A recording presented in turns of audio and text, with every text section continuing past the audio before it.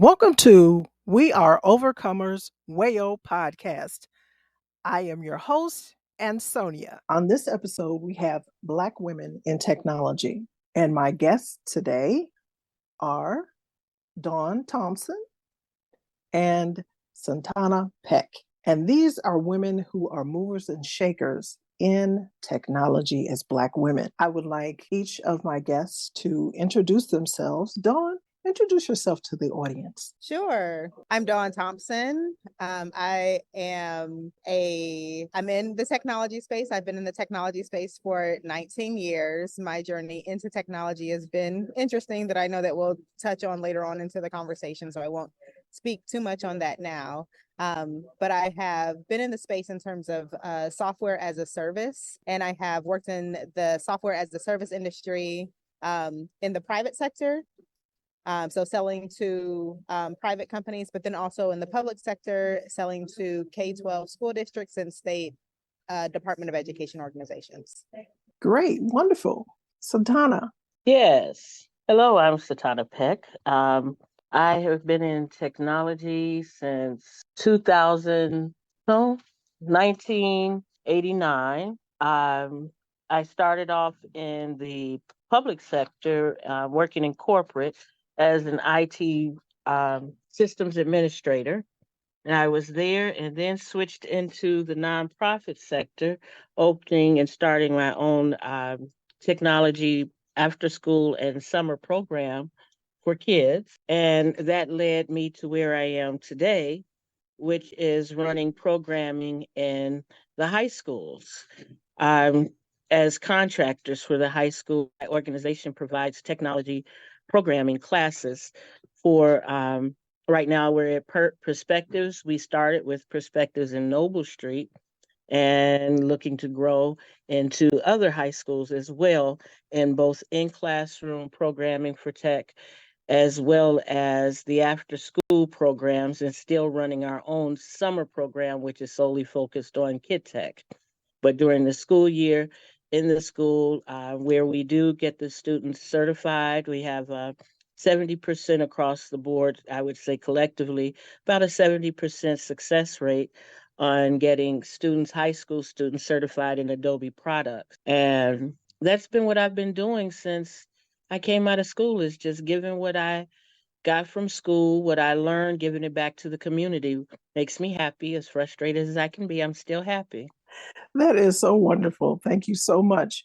And just to tell a little bit about me, is I started off just tinkering around with computers and actually went to school and got a degree in computer information systems, and that is through programming. I had been working in school districts. I worked in Chicago public schools and then several other school districts around the Chicago, Illinois area as either a computer technician, a technology coordinator, and then a district technology coordinator and technology director. And working in that field, I found that it was rather difficult at the time that I was in, because it was not a lot of Black women in that field, and found that it was sort of controversial in a way where I would be in a room full of men and they would be Caucasian men. I did not encounter many women in the field. So my first question is, and chime in at any point, how were you introduced to the field of technology? Let's go with Dawn. Happenstance. So it was by no means planned. I did not study computer engineering or any of those related fields in undergrad.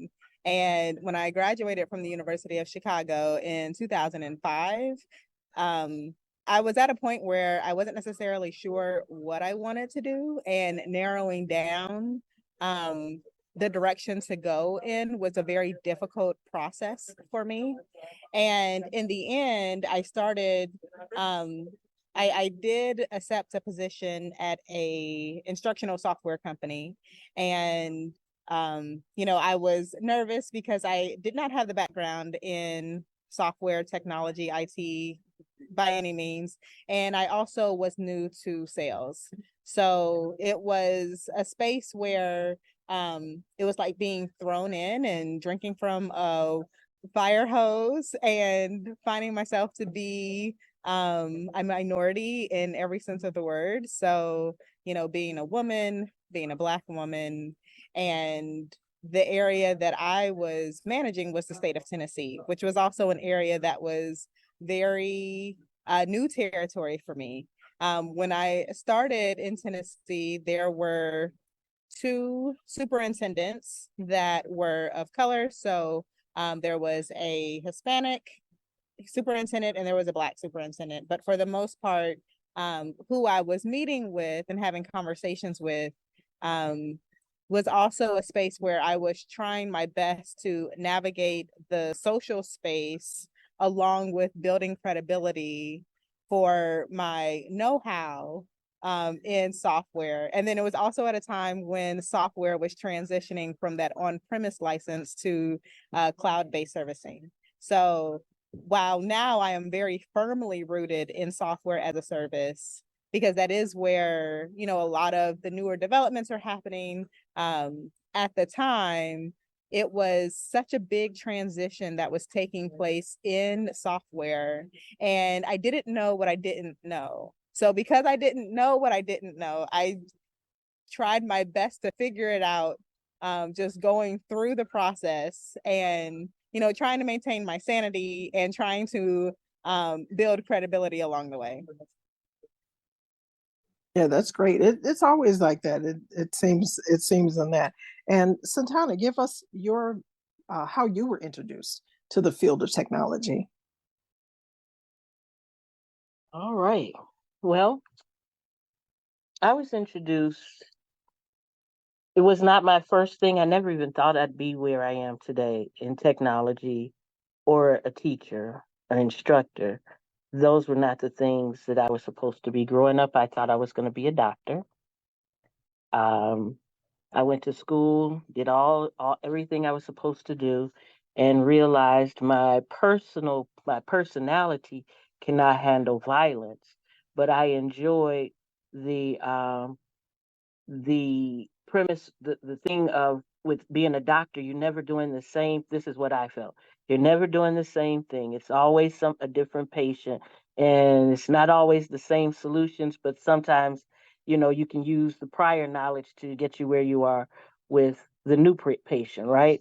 So as I was making these determinations about myself and my personality and realizing that there was nothing in medicine that I could do that would shield me from violence, I said, I cannot be a doctor.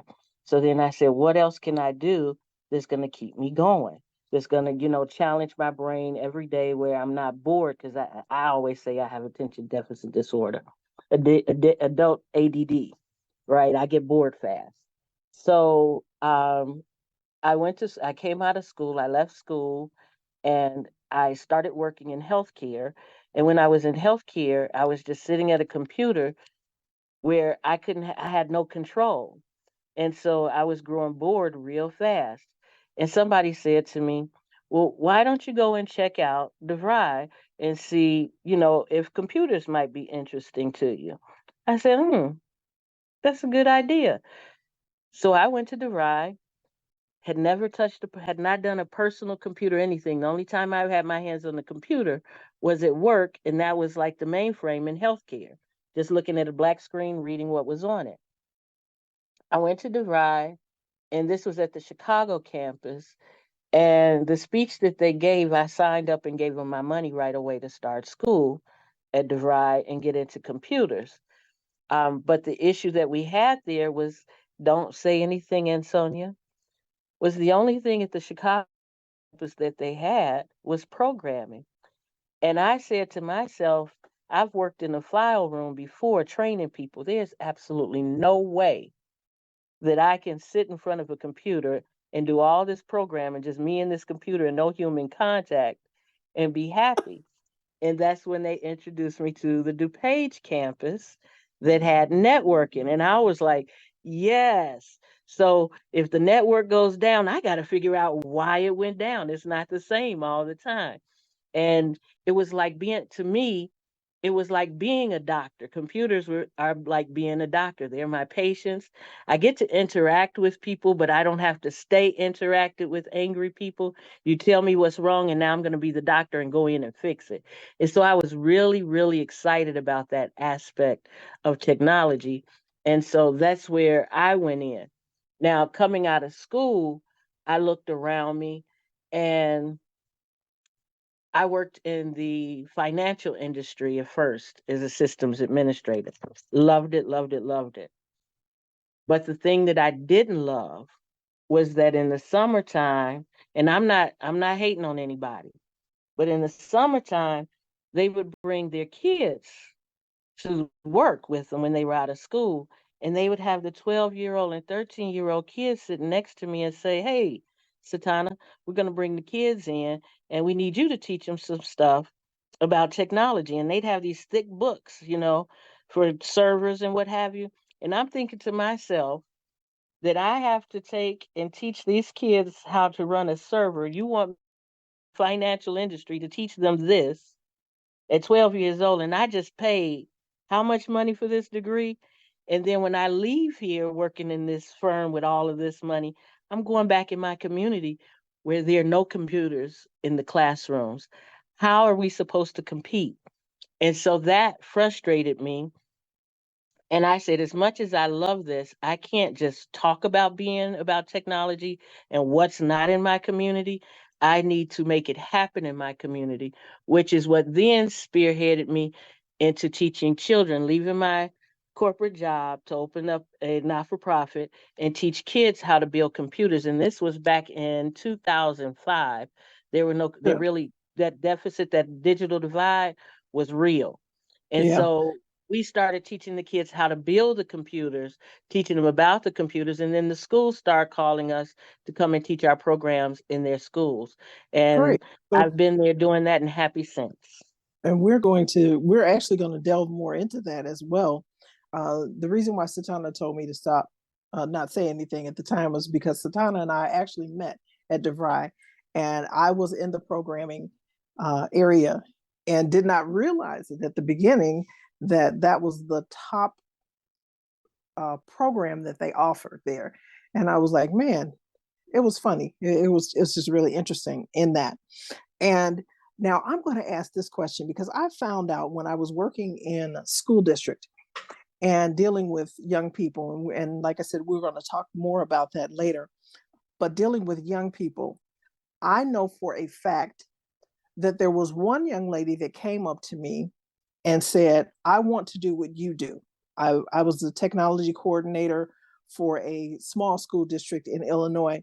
And the young lady came over, and just as Satana was saying, is that people will bring young people to you and say, can you teach them this, or can you find something for them to do? And I'm just going to give a shout out to Dr. Doris Langen, who had a lot of faith in me because she was, number one, the encourager to send me to encourage me to look for a higher degree. I already had a degree, but she said, go and get your bachelor's. And I was like, okay, whatever. But serving as the technology coordinator for a school district, there was one young lady that said she wanted to do what I did, but she was not a Black child. She was a Caucasian child. And I helped her and did not have a problem with helping her. So my next question is, have you mentored any younger Black girls or younger women? Dawn, have you? I know that Satana kind of touched on it, but Dawn, have you been able to do that? I have. It's interesting for the kids that I have mentored, tutored. It's more so been in core subject areas, particularly math and English. And most of the students have been in middle school. Some of the students have been in high school. And in the process of working with them on their core instructional, like helping to improve their abilities, capabilities around their core instruction, there were questions and conversation around what I do and what it's like to be in software sales and what does that mean for financial independence and stability and career progressions and that type of thing. And it's a conversation that I'm more than willing to have with kids, with scholars, with young adults. There are times when some of my teacher friends will say that they're having career day and, asking me to participate and, speak with the kids, meet with the kids. And I always volunteer for those examples, or for those situations, because what it does is that it provides to the kids an example that I would have liked to have had. But the thing is that, going into the field when I did, there was a deficit of, Black folks in the space. So asking for something that wasn't there, sure, it would have been great to have it, but if we're not represented there, then, who is the representation if it's not the ones that are, new to the field, actively involved in the field? Mhm. Yeah, that is interesting, because there are things that some of us don't realize as Black people, that we should actually go into working with young people so that they see that there's something else out there besides what the media puts out there for us. Satana, I want to, and this was really based on some of what you've done, and you kind of touched on it about what you've done in mentoring. So talk a little bit more about your non-for-profit organization that you work with. All right. KidTech is a youth technology organization. We work with students, middle school and high school. We run an after school program where we teach grade school and middle school graphic design and programming, coding. With high school, during the in-class instruction, we teach computer basics. So we teach them the basic applications that they need to succeed academically, as well as being in business, given that they're approaching that age of being able to be employed. So we want to make sure that they have those skills. We also teach them Adobe applications. This kind of piggybacked on why we started our organization to begin with, and that was to give our kids avenues where they can be gainfully employed, and do things without be able to sustain themselves, get the extra money. The pluggers, instead of always being a consumer, be one to drive the business, getting that entrepreneurial mindset going at the beginning stages, at early ages. And so we use that at KidTech. That's our model, is for them to be entrepreneurial minded, create projects that they see that can be sold, that they can see as they go into college. How do I get, extra money? When I went to school, I did hair. This is something that you can do when you go on to college. The grade school kids, getting them acclimated. As African Americans, oftentimes we're not introduced into coding at an early age, which is what makes us hungrier, in my opinion. They're hungrier when they're introduced at a younger age versus when you get older and set in your ways. So, they're sponges.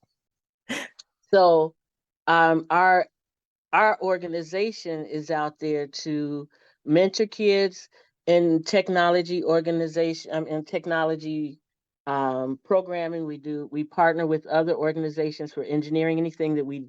Those things that we don't do, we bring in, but more focused on the hands-on skills, letting them know. I'm always giving them statistics, talking about the area we live in, what the ratio is of African Americans that actually work in the technology industry versus African American women in technology. And I always bring it home.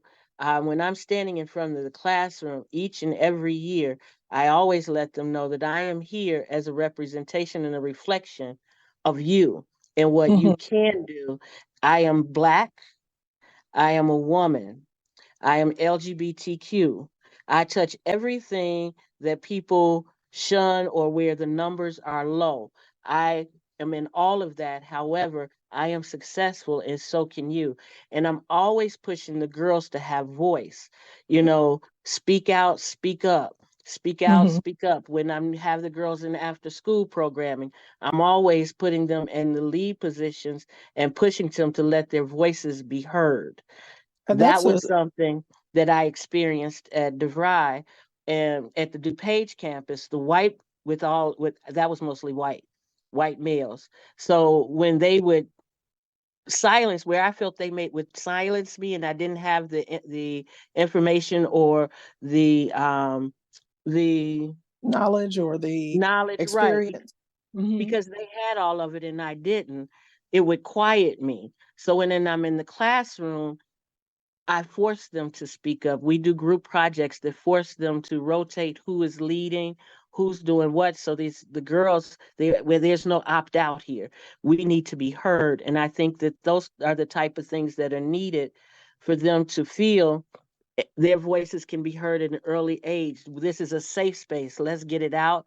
Let's get more knowledgeable. How can we use it? And everything that we do in class, all the projects, whether it be after school, in school, or summer programming, they all come back to something that they can relate to in their world today so that we have that buy-in. And that's something that I'll use that as a launching board after we take a break. But Mm-hmm. we'll talk more about that because, as I mentioned too, in being a Black woman and being a professional and going into meetings, going to Mm-hmm. conferences, and I'm the only Black woman in the room, Mm-hmm. or I'm the only woman in the room, and there is a off balance in that. And we will talk about that when we come back from break. We'll take a break and we'll come back. All right.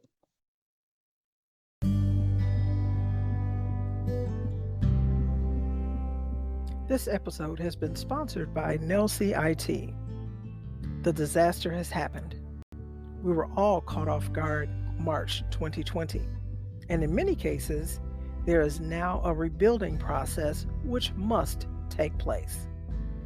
How does this affect you as a church leader or a small business owner?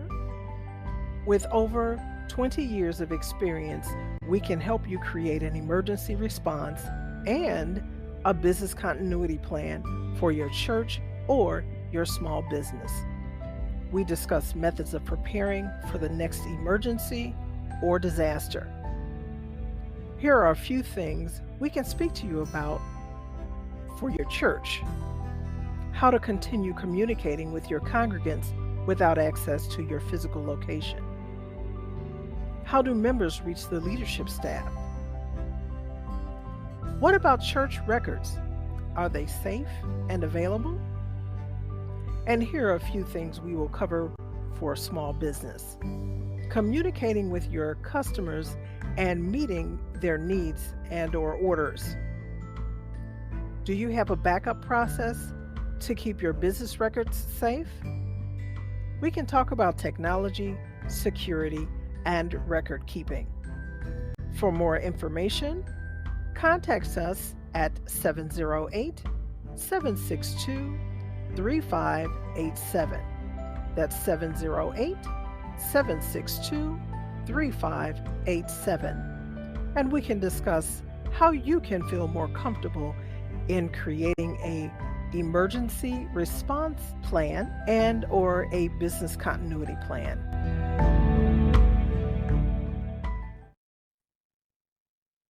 Well, thank you so much for sticking with us and learning more about Black women in technology. I found something that I was just really shocked, and I've just found this a couple of weeks ago.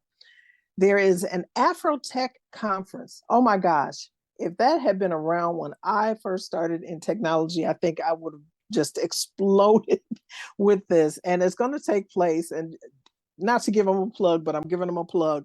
That's going to take place November 1st through 5th, 2023 in Austin, Texas. Wow, I would have loved to have known about this earlier. It looks like they have some phenomenal speakers at this event. And going back to us who actually have worked in the field, are working in the field, I want to ask this question.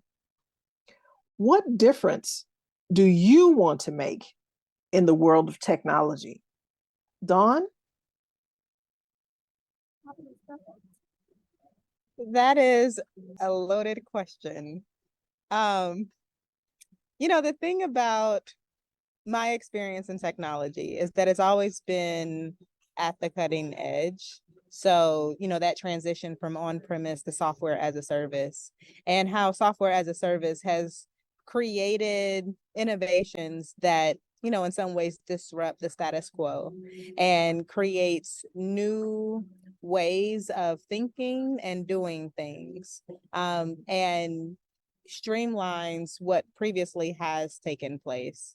So one of the things that's particularly interesting, I would say, for the company that I currently work for is, in looking at how school systems, for example, are currently structured, how schools are designed, and how students are scheduled into courses, and what that means for the type of access that they have throughout their K-12 journey, and what that means for post-secondary success. It's something, I would say, that it's what the software or the technology does for K-12 and how it creates new ways of organizing or new ways of thinking about what schooling can mean. So there is the software that allows for the conversations around innovation in K-12 to take place. And when I think of, how it is that I would use or want to use technology to create an impact. So the software allows for the impact to be felt, but it is how it impacts the lives of the individual students and what it means for them in terms of their exposure or their access throughout K-12, and what it means for them in their post-secondary pursuits. So, when I think about software and the impact that, like technology, um, you know, currently, I would say that while this has been the most difficult experience in technology that I've experienced so far, because it is creating new systems in a system that is slow to change. Mm-hmm. The software or the technology allows for that to take place. And so I would say what is fascinating about technology, like being on the cutting edge of creating shifts in how people think, is, what that lasting impact will be. And, at this time, I'm so stuck in the trees of the forest that at times I can't see the whole forest. And the likelihood of me understanding what the impact is 10 years down the line, maybe when I'm not even working at this company anymore, but seeing how schools have changed, how districts have changed in terms of what they think about schooling and what they think about, students' access to opportunity. Mm-hmm. Okay. So Tana, what Well, difference do you want to make in the world of technology? well, first, I just want to say, Dawn, I love that perspective because I know what we're dealing with today. You, someone like you, thought about it yesterday on how it impact the kids now. And so I appreciate that software, that innovative part coming through. I know exactly where it is. It's in the implementation stage now, but it was thought of back then. Mm-hmm. Um, for me, what do I see? What's the question? Because I want to answer it exactly. Okay, it's what difference do you want to make in the world of technology? Well, what difference do I want to make in the world of technology? Yes. Um, my perspective has changed. The difference that I want to make, um, I want the kids to see a way out. I Mm. want them to see a way out that is still beneficial. I look at everything. They watch all of these movies. We think about the movies. We see them, and they're glorified and stuck in computers, playing games all day and night long. And Mm-hmm. what I want to do is make that impact where that mindset changes. I want to change the mindset from being a consumer to being a creator. I Mm. want to change their mindsets from being on the outside watching what's going on to, hey, I want to be in the boardroom making the decisions on what type of software people have access to, what type of software is in the schools that the kids are using. I want them to change those mindsets. When they see me in there, I don't speak. Yes, they see me as probably an older person. I'm old school, 56 years old, but I still relate to them, and I talk to them. I keep it 100 with them all the time. Respect, everything is always up front. I'm pushing them, even when they say, hey, I'm done and finished. Yeah, it looks good. This project, I estimated it to take you 4 days to do. You completed in 2. So you have not done your best work, and I push it back. Okay. They don't appreciate it, but they love it in the end because it creates work. And what I enjoy most right now that I see is not the current students, but when I see those babies that I taught freshman year sitting right next to me in the classroom as a pair or a co-teacher with me and able to speak to my consistency, the value that they got of the technology that was taught, how they used it, all of that, that makes me feel good. I feel like I left corporate and went into education.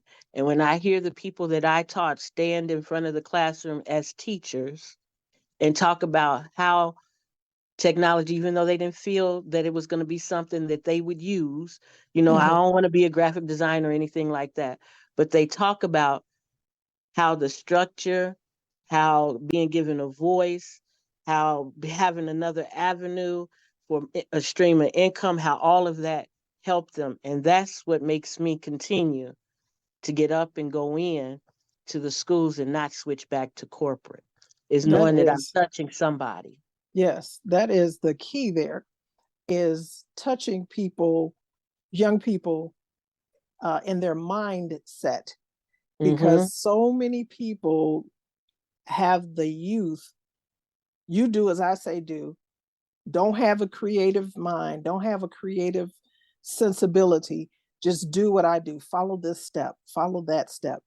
And even Dawn expressed that in the fact of, when you're trying to see down the road, how can you see down the road when someone keeps putting roadblocks in front of you? You can't.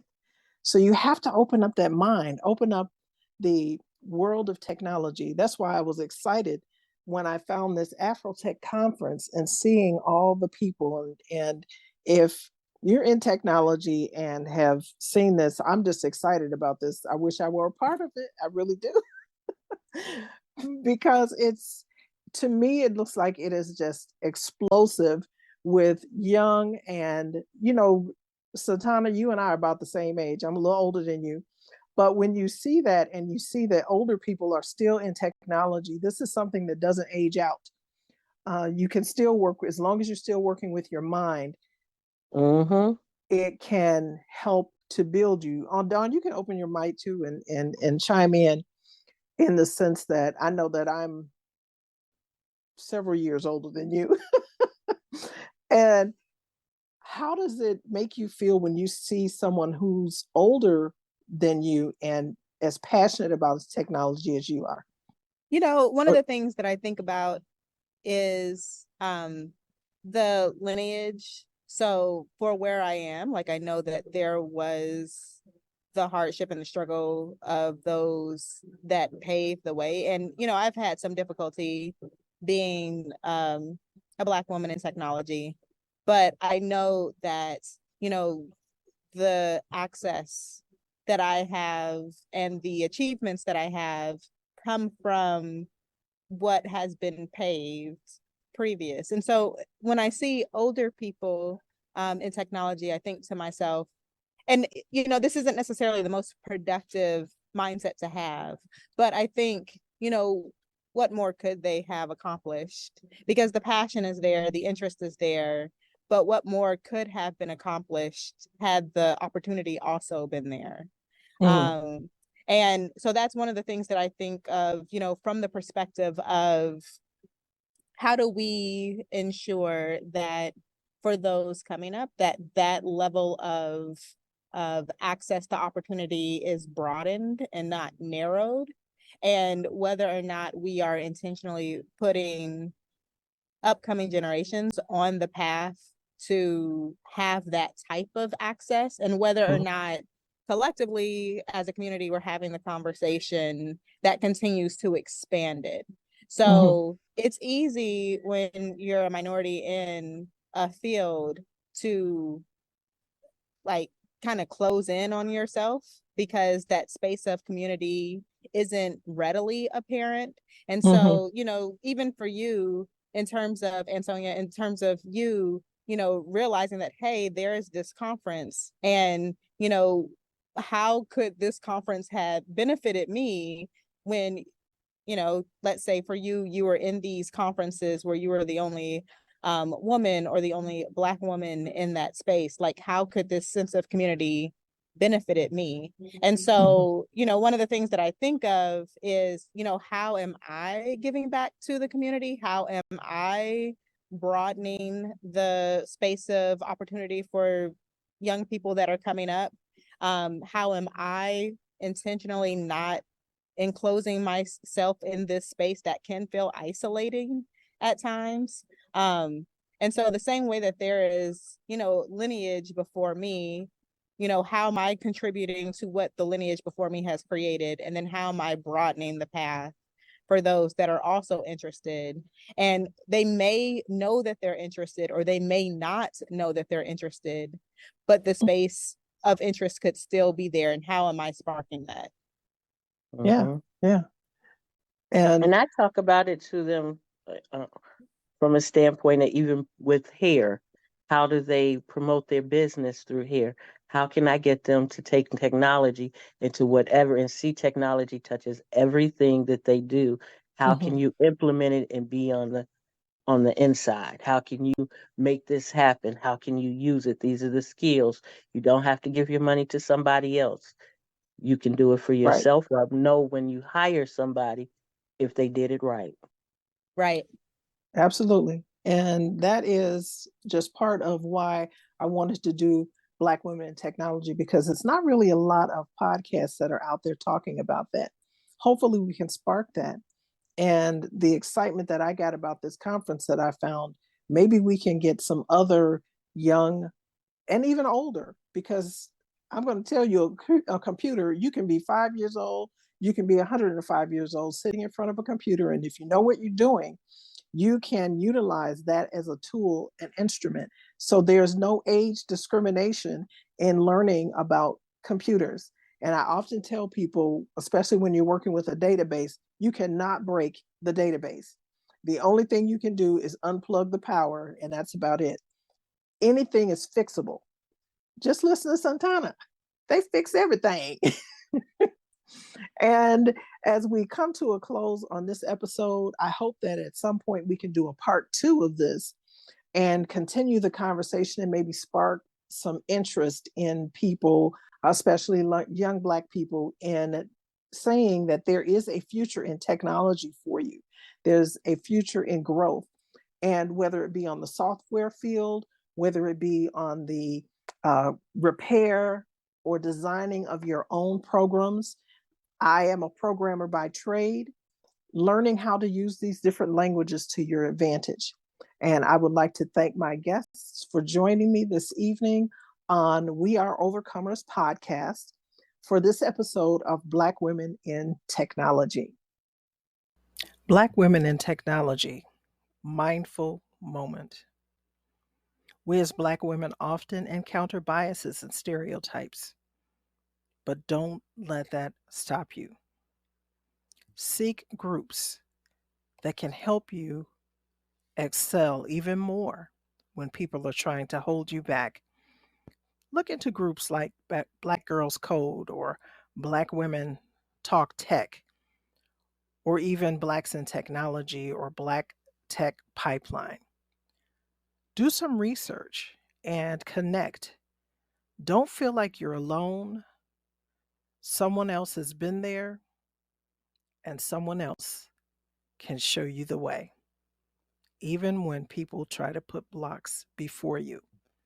Keep striving, keep coding, keep teching. And I've been your host, Ansonia, in the Black Women in Technology episode of the We Are Overcomers podcast. And final words from my guests.